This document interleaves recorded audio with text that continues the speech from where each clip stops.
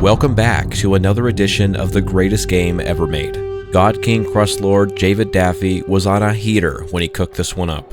His immense, throbbing talent and intelligence were on full display. For a time, he was a vessel of pure divine genius as the creative juices oozed from every part of his body. Some say he blacked out for the entirety of this game's development, and that when he woke up, he was lying face down in a puddle of bubbling goo, and from it came a single disc with a clown's face on it. The contents of this disc were written in a language no human could ever possibly hope to understand, without being driven to blubbering insanity. He then sent that to Sony, and that's how we got Twisted Metal Black. Naturally, I'll attempt to beat the game as quickly as possible. What better way to celebrate the unadulterated brilliance of this masterpiece than to power through it as fast as I can? And who better to use than our good old boy from the south, Junkyard Doge. And before I begin, the world can be a big, scary, and unkind place. More and more, I find myself turning to the people, places, and things that comfort me and remind me that things aren't so bad. Little pockets of happiness amid the chaos of existence. If Twisted Metal content or the other stuff I do here on this channel can do that for you, thank you. Genuinely. And please consider subscribing or leaving a like and a comment. It's hard to understate how much that helps get this out to more people and motivates me to keep making more. So if that's something you want, please like and subscribe. Anyways, here's the greatest game ever made. If you are allergic to excellence, now is the time to avert your eyes. You've been warned. If you're in public, it's your civic duty to show this to anyone who comes near you, especially if you're in a bathroom stall. Just reach right in there and give them a taste of Twisted Metal Black. They'll thank you later. Billy Ray Cyrus is 32 years old, although looking at him you think he's some eldritch horror for which age cannot describe. If only I could play these cutscenes, but unfortunately they just happen to use little snippets of copyrighted music for which the YouTube overlords would rain hell upon me. To anyone's ears, hear 13 seconds of a track no one's heard of in their entire life. But my goal here is to beat this game in under 30 minutes. And we'll certainly try that.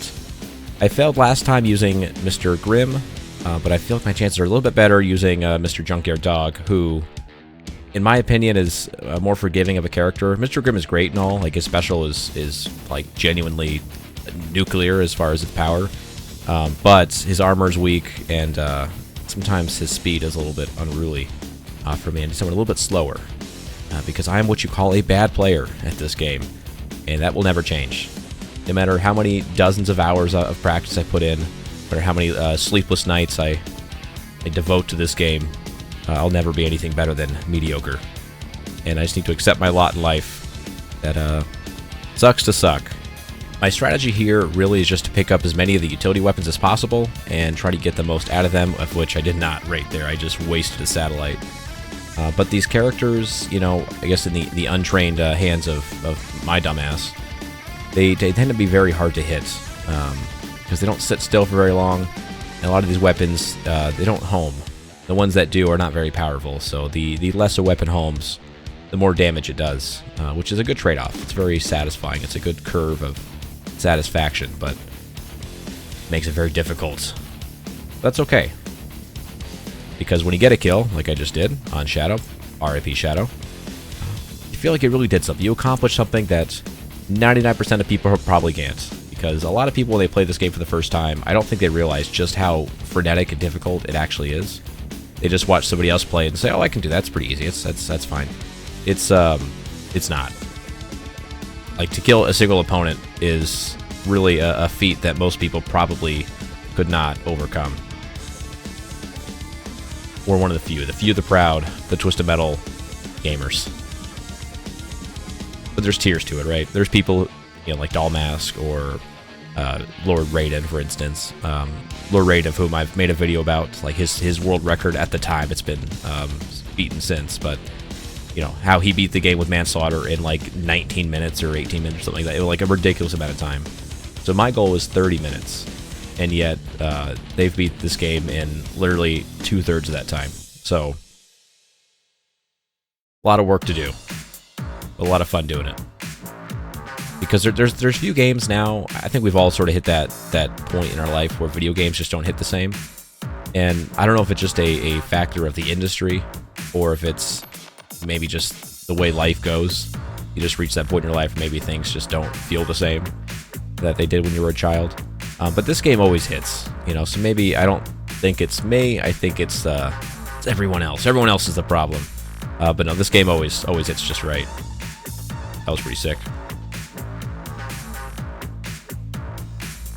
I do long for the days where I can play a game for 12 hours on a Saturday and not get a headache and bored halfway through. But this is one of the few games that I really can't just play over and over again. And I think the added challenge of speedrunning it's just a new layer of mastery to have over something. Because I genuinely think that whether it's a video game or art or writing or fucking woodwork, whatever it is, like whatever your hobby is or how you choose to spend your time, I think the process of engaging with it fully, giving it your full attention, and trying to understand every little nuance of it, I think that is what human experience is all about. I think that's the only way to live like a full, rich life, is to give yourself fully to something that you love. And even if it's Twisted Metal Black, you know, so be it. But I think that process of just really getting to the nitty-gritty of it and understanding every little bit, that I think is what human experience should be about. And I think that's where I get the most rich, rewarding satisfaction from, is playing this game over the course of several speedruns or whatever, and feeling my time's getting better, or I notice one strategy that I can improve on, or like, oh, I noticed the enemies tend to do this. There's this enemy behavior pattern that they embark on every time they load into a level. Whatever it is. Just those small little bits of nuance are what make this game, and really anything else, special. And I catch myself, this is, I guess, super unrelated, just rambling at this point, but I find myself always want to be stimulated by a podcast or music or something, but I never really sit and fully engage with things as much as I probably should. And I think that's where my moments with Twisted Metal Black really do feel like that, because I can just fully invest in a game that's right in front of me. All I have to do is just my best. Come on, Reticle. My boy, the Reticle. And I think that's what the modern world does to us. We just have to overstimulate ourselves to keep us from being bored. When being bored and fully engaged with something, I think that's a valid way to live. I think it's okay to be bored and uncomfortable, and to suck at something until you're good at it. You know, but whenever we get, you know, bored, or we realize that, oh, this is way harder than I thought, I suck, that's when we give up. When that's really the times that we have the most growth, is when you fail repeatedly, over and over and over again. Failure is the most beautiful thing you can do, because that's how you measure yourself. If you never challenge yourself to fail at something, then you don't know how far you need to go, and you don't know how far you've gone. Anyway, I need to go get some fucking health. But we killed 3 opponents so far, which is a resounding success, I suppose. And I did not put a timer on the screen for this run, because I think it kind of ruins the experience of the game. I think for a speed run, it's perfectly fine, because otherwise how do you track time? But I think for the purposes of this video, where it's not meant to be like a submitted official speed run, it's more just a fun challenge I'm putting on myself, I think it's better if I just have the game speak for itself, and then we'll just time it in our heads. Ready weapons. I tend to go to Freeway. I spoke about it last round because it's one less opponent. But I think eventually I need to put on my big boy pants and play on Suburbs like an adult. Need to settle down in the suburbs. Okay, let's get the zoomies going. This should probably take her out. Yes, sir. Okay, Grim is going to be a fucking pain, so let's stay out of his way. Oh, great. Yeah, the Yellow Jacket is super weak. Take him out, and then the great thing about the special Junkyard Doge is that it has a like ridiculously big radius, and so as long as the enemy is like within the same zip code as your attack, you're gonna land, and it's gonna do pretty monstrous damage. Let's see if I can survive this onslaught here, so I can get the secret health. So I gotta wait a sec because I don't have any jumping power. The one misstep this game made was that jumping requires energy, which means I have to sit here like an idiot, waiting for healthcare. There we go. And I think I'll probably just force feed a power missile to Brimstone, and then focus my sights on our friend, Mr. Grimm, who is retreated into the hospital. Probably took a stray bullet to try to get some sort of medical assistance. any weapons. This is stupid as hell. What am I doing? Okay, I was hoping I can ram him, perhaps, but no, I'm just an idiot. Like, make no mistake, I am an idiot. And also, these videos, like, full disclosure, are stupid easy to make. I mean, I'm just playing a game and rambling into a microphone, hoping that what comes out is, like, a complete sentence sometimes. And so editing is remarkably easy. Whereas something like Rick Whiskey is, you know, it takes, like, 2 weeks of effort, minimum, really, to put those together, because the writing and the editing and recording and all that, like, it's a long, protracted situation that I enjoy doing, but it's just the output is obvious. Like 30 minutes of Rick Whiskey is like 5 hours of this. You know, it's very easy. That's a good thing. I think I think Twisted Metal is just it will not leave my life. It will always be there, for better or worse. And hopefully, you know, the new season 2 that comes out, I'm hoping sometime next year is what it seems like. This year I think is out of the question, but it seems to be shooting for another like August or July release that the season 1 had. So that would be hopefully next year. Hopefully that brings more interest into the games, into the series as a whole. But we'll see. I think Twisted Metal doesn't need to only be a car combat game. I mean, obviously that's where it makes the most sense. That should have taken her out. But I'm of the mind, and perhaps I'm a minority here, but I think Twisted Metal doesn't just need to be a video game. I think it's a rich enough world with characters that are interesting and concepts that could be fun for like a comic book or an anime or some sort of, you know, graphic novel series. Like, it's enough cool shit going on that it could be explored in other ways besides just you actually being part of the contest. You know, although it obviously works best, like it started out as a car combat tournament, and the story around it was just made to support that tournament. But I think it can be more than that. I think Twisted Metal Black proves that. I think a lot of the characters here could have their own like horror short stories made around them that would be interesting and fun.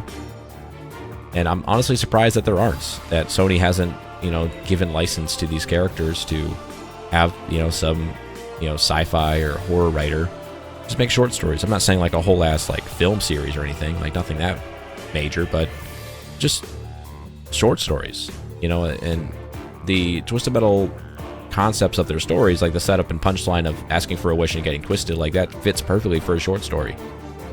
Just you have a setup and a premise, and then you pay it off. It works perfectly. It just, you know, I guess getting someone to create them or have a license to create them. All right, Mr. Grimm got absolutely fucking detonated. My God. There we go. And that leaves just fucking Axel, of course, who's not my friend, not my favorite guy to go against. But you can see the range on that special weapon. You really don't have to be that close to nail it with Junkyard Doge. And the damage output is honestly insane. Like, how much damage he does for it being that easy to hit, it's pretty crazy. One thing I've noticed, though, I don't think you get a bonus for a point blank like you do with a gas can. And not only that, it's actually harder to do a point blank. I don't think you can do it quite the same way, unfortunately. Okay, well, there you go. She's dead. She's gone. We have to worry about her no more. Well, we're making decent time. I think I'm about 12 minutes into the run. And now we're contending with a giant tanker truck that some people argue is kind of the worst version of Minion I've heard. And I'm sure it's not the most iconic version, but I think it fits the game. I think when you're trying to ground the idea of, you know, a demon from hell or whatever into Twisted Metal Black, because everything in this game, there are supernatural elements to it, but I think to make it less cartoony and less whimsical and make it more grounded and quote-unquote realistic, I think this is the best way to do it. Like, I think having like an actual tank in this game would not fit as well unless it has something added to it, such as, you know, a station wagon to its top. Like, that to me would be the only way to put a tank into these games. So Warhawk fits that, but yeah, I think the tanker truck is, and maybe it's just you know, chicken before the egg. Maybe it's just because I've gotten so used to Minion in this form that I just think it's normal. I don't know how someone would feel if all they played was like the first 4 games or whatever, Twisted Metal 1 through 4, And then they got to Twisted Metal Black, like, you know, a decade later. And they're like, what the hell is this? This isn't my Minion. You know, I guess just our perception is... It's going to be different based on our experiences, obviously. But for me, I think that this Minion fits perfectly for Twisted Metal Black. If this Minion was in Twisted Metal 2, that would be... It wouldn't fit. It just doesn't fit the vibe of the game. You know, one thing I really do appreciate about Twisted Metal as a franchise is that each game has its own vibe. I think the only time that two games really connect in any meaningful way is Twisted Metal 1 and 2. Everything else, it's kind of its own world, its own unique vision and expression of Twisted Metal and its characters. And I don't think that's something you can really say for any other franchise that I could think of. Because, you know, most franchises, you know, consistency and theme and tone are, you know, paramount. Like, otherwise, how do you know it's Twisted Metal? But there's something about Twisted Metal that the vibe is there. Even, oh god, he's gonna fucking kill me. Okay, we're in major trouble here, fellas. Yep, that was bad. That was rough. It's remarkable in some ways that, like, when you don't play this game for a while, Minion seems like this insurmountable object. Whereas when you play it for a bit, like, Minion is like a fucking pushover. It's kind of a cool boss in that way. I don't know if it's an intentional design on the developer's part, but he's kind of the perfect boss where he is very difficult until you sort of unlock how to take care of him, and then it's like trivial. But this is definitely going to sink our chances for a sub 30 run. Cannot jump. Twice restarting on fucking Minion. Outstanding. I love this game. Alright, we gotta stop fucking around. This is enough. Enough of this. He's freezing me a lot more than I'm used to him freezing me, and I think that's kind of making this very difficult. Another fucked up part of this is that, oh my lord, I could have hit him with the power missile. Dude, if you're a smaller character, you could sort of tuck yourself into his side. This time around with a bigger guy like Junkyard Doge, can't quite do that. But I would like him just to show me that fucking side, dude. Show me your armpit, your side pit. Let me just get in there. And it's annoying too, like, if he's not, like, fully showing you that panel, the homing missiles or any sort of missile just will not connect. Finally, god damn it. God damn it. Yeah, he is absolutely dominating me. He is bending me over his tanker and shoving that thing right at my rectum. Insane. Absolutely bonkers. And he's freezing the shit out of me. Just, I mean, he is ruining my day. I keep using my energy to, you know, shield when I need to be using it. God damn it. Okay, I got it. Great. I should be able to grab this health if it ever changes in this next century. Thank you. I have enough to jump. Get the... Or not. Or not. Or it doesn't work. That's also... exactly what I'd like, is if it not to work. Fucking outstanding. Oh, you know why? I'm on the wrong fucking side. Good God. I am just bad at this game. It's hard to tell, because, you know, it's a symmetrical stadium. And the pickups, I usually just go by off the pickups. So the side with the utility weapon is the side that has the secret health. So that would be right there. So hopefully I can sit up here for a moment, and he's not going to just fucking blast my ass. There we go, perfect. Finally it worked. Yeah, this has completely ruined the run. Sub 30, out the window. Out the goddamn window. Alright, let's see if maybe some of those can hit. Okay, 10 out of 10, but not really a lot of damage. We just have to get rid of him. Yeah, I don't care how many weapons I take in, because I just need to get through this fucking level. Okay, on to Prison Passage. I'll just pretend that I did that on the first try. How about that? Anybody even fucking mentions that took 7 tries, I'm gonna fight you. I'm gonna have fists for your head. And if anyone goes in the comments and they're like, well, actually, if you just, you know, do this with Bendy, you could beat him in one shot. He instantly dies. I don't want to fucking hear it. All right, it's the journey, not the destination. All right, I'll get there. I'll get to that level of mastery over this game. But right now, it's not it. Okay, right now it's just frustration and pain. Let me have that. Let me feel that discomfort. Because I don't want to climb that mountain because you fucking... Well, actually, to me, no. No, man. Doing this myself. Yeah, I did not take a lot of weapons into this. This is not going to work out great. I don't think I can kill him with what I have left, so I kind of need him to kill me so that I can... Okay, or that works too. And once again, just like yesterday, I have fucking roadkill up here with me, which is not the way to go. But one thing I need to understand too is that Twisted Metal games, each one of them is perfect in their own way. Like, that's non-negotiable. But Twisted Metal Black stands above the rest in terms of its utter perfection. As stated at the beginning of this video, David Jaffe was, he was overcome by some design presence when he came to making this game. And, we're all blessed to have it. But if something goes wrong in this game, it's not because of a poor design decision or because it's too hard or some mistake was made. No, it's on me. It's my lack of being worthy of it. I used to think Twisted Metal 2 was the all-time greatest game ever made. And while that still is true, I think that's a 1A, while Twisted Metal Black is a 1B. A 1C, I guess, would be like, I don't know, some like Mario game, I guess. I don't know. Never played Mario. Well, there we go. That was an easy way to take out roadkill. And now we have the boat to ourselves. A cruise ship for one. We listen to the soothing sounds of a man over the radio, calmly saying that we're getting into port, despite, car death happening constantly. That guy has an iron will. Unshakable. Or it's pre-recorded, either way. But I can just mosey on around, I guess. All the weapons have been gathered, it seems. Now there we go. Doors open. Let the killing commence. Dude, with the freezes, come on, man. Have some respect. See if these, let's just long shot him with this. Nice.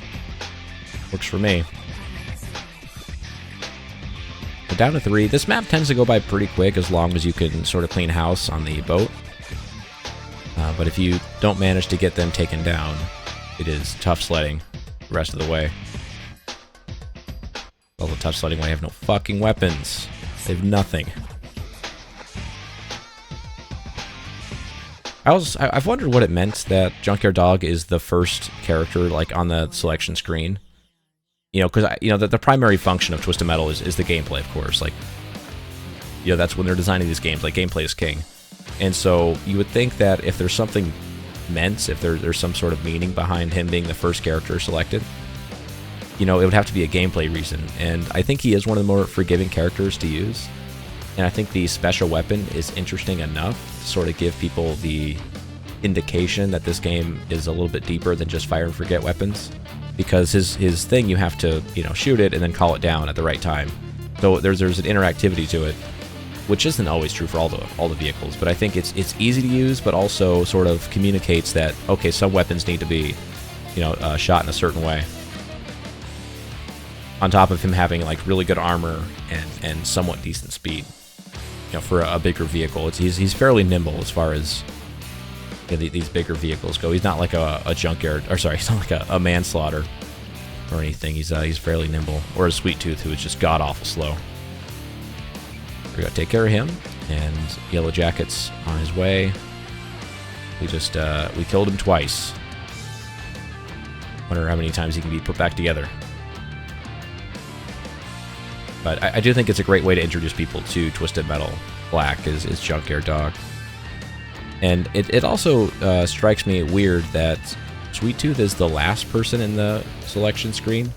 If you were to go left to right, the way God intended. If you go the opposite way, obviously it's just the second choice. But it is weird because Sweet Tooth in almost every single game, besides the first game, I guess up to Twisted Metal Black, Sweet Tooth has been unlockable, or at least not part of the main roster of the game. So Twisted Metal 1, obviously, he was part of that original 13 characters, but in Twisted Metal 2, it required a code. And Twisted Metal 3 required a code. Twisted Metal 4, he was a boss. And so this game would be the only, or the next time that he would have been available on the standard default roster. But he's at the very end of it. Meaning you'd have to cycle, again, if you're going the way God intended, left to right, you would cycle through all the characters before you finally got to him. And if you have never played the game up to that point and hadn't unlocked anybody, you would get to a bunch of like locked characters, and you think, oh shit, this is just the section with all the locked characters, and you wouldn't bother to. Maybe some people might not bother to scroll past to get to Sweet Tooth. So there might be people who genuinely at first thought, oh shit, I can't play as Sweet Tooth, he must be unlockable. Despite actually being part of that initial roster. I just think that's interesting. I don't know why they have this fucking boner for making Sweet Tooth like this special character. Sure, he's the mascot, but shouldn't the mascot be the one that's like the most available, the most represented in all these games? I don't know. I don't know what it means. It's just strange. It could be the developers sort of trying to get people to play longer to figure out, oh, how can I play as Sweet Tooth? But that seems kind of dumb, and a lot of thought put into something that stupid. It's fucking Sweet Tooth, man. Like, when you play as Mario, they're not going to make you jump through hoops to play as Mario, right? Or Sonic, he plays a Sonic game. They're not going to make you play as Tails for 3 hours before you can play as Mr. Blue Hedgehog. It's not going to fucking happen. But then again, the genius of Twisted Metal is that it goes against the grain. It defies logic. Because the world isn't some ordered structure of things that make sense. No. It's utter, incomprehensible chaos, a yawning abyss of nonsense that no one can possibly understand. And Twisted Metal does understand that. Surprise, somehow. They figured it out. And we're just here to get a glimpse of it. A glimpse into the abyss. And I'm just cleaning fucking house. The secret health should be right here. Perfect. Finally. This game works for me now. I can take care of manslaughter.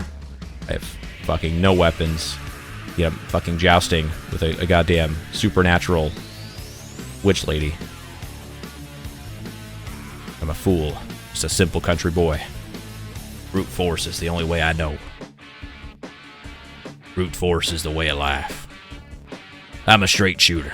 Alright, I don't lie to people. Shoot straight. Straightforward. Alright, I could probably just use the axe. I don't need that anymore. And, okay, I don't want to fucking die again, dude. Jesus Christ. Let's just finish this. There we go. See you later. Bye. Been nice knowing you. The penultimate tournament contest battleground venue. Abandoned Skyscrapers. And then continuing on the, I guess, tutorialized elements of Mr. Junkyard Dog, on his last loading screen there, it does mention that, oh, my truck is really big. I can probably push people off with it. Which, again, if you're a new player playing this game for the first time, you might have picked Junkyard Dog. And therefore, this game is informing you that, hey, physics exist. You're big, they're little, push them off. So I think there was some knowledge. But also, like, when it comes to the character story, I don't think anything is special about Junkyard Dog. I think it's one of the more basic, like, of the fully fleshed out, quote-unquote, characters in this game. His is probably the least interesting, or at least, like, deep, I suppose.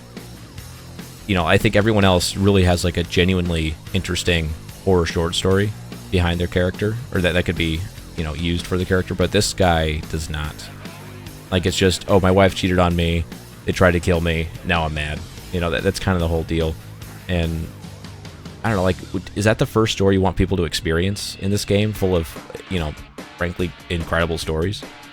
Yeah, I don't think it's a great representative of what this game has narratively. Gameplay-wise, sure, but narratively, nah.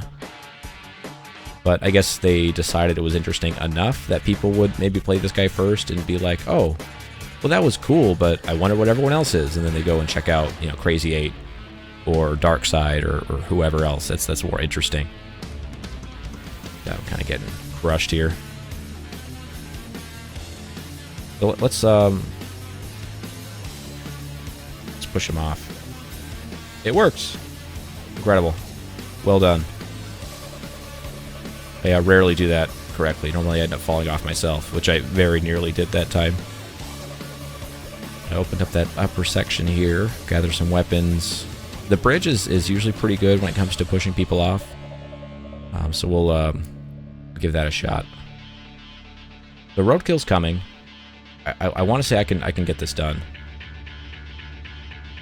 Oh my god, if he fucking... No way. That's what I was doing to him. when you get hit by a gas can or like a power missile, like your car just like pops up in the air. And I was trying to do that to a frozen roadkill who just stood there like a fucking stone. Meanwhile, I got bumped by something and flew off into the ether, so just my luck. Just my luck. I don't want to restart on this level. That would be very disappointing.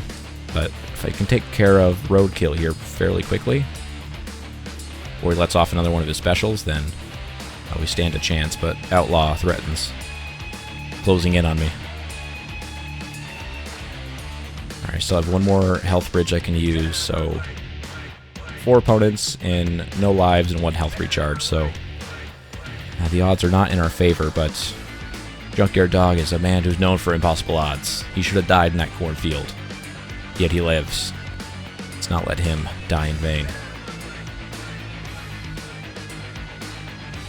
I don't know how that just went over his head, but okay.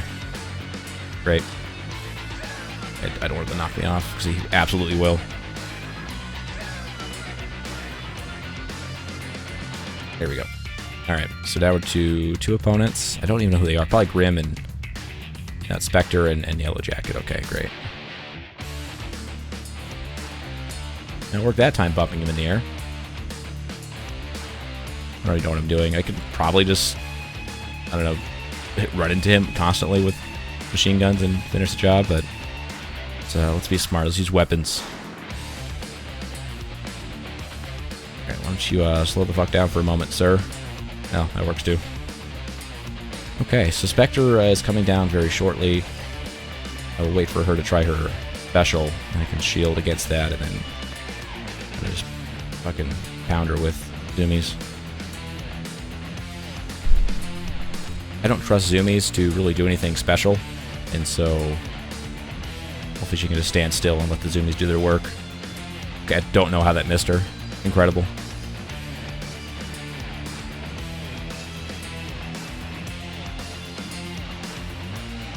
I don't care if I lose all my weapons there. I just want to get through this. Okay.